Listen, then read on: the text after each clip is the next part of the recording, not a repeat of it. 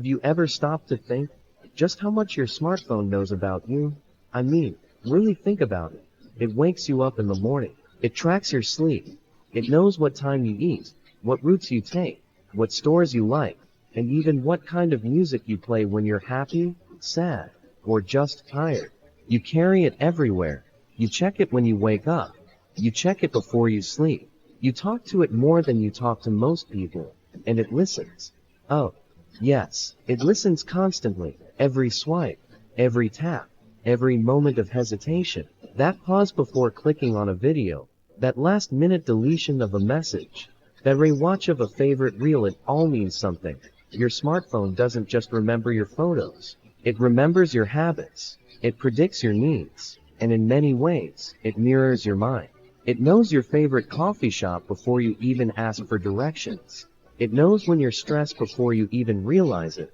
That playlist recommendation at just the right time? Not a coincidence. The truth is your smartphone is always learning.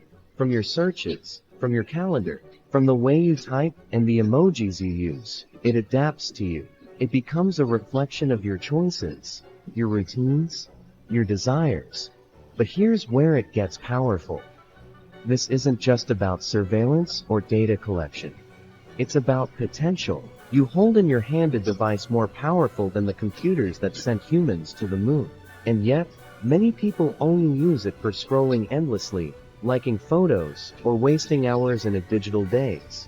What if just for a moment you looked at your phone not as a distraction, but as a partner, a personal assistant, a coach, a gateway to endless opportunity? Your smartphone can teach you a language. It can help you build a business. It can track your health goals, your spending, your learning progress. It can connect you with mentors, clients, or even like-minded people around the globe. You're not just using technology anymore, you're living with it. And that relationship, that connection, it can either drain you or empower you. It all depends on how you choose to engage with it. Because your smartphone is only as smart as you allow it to be. It responds to your curiosity.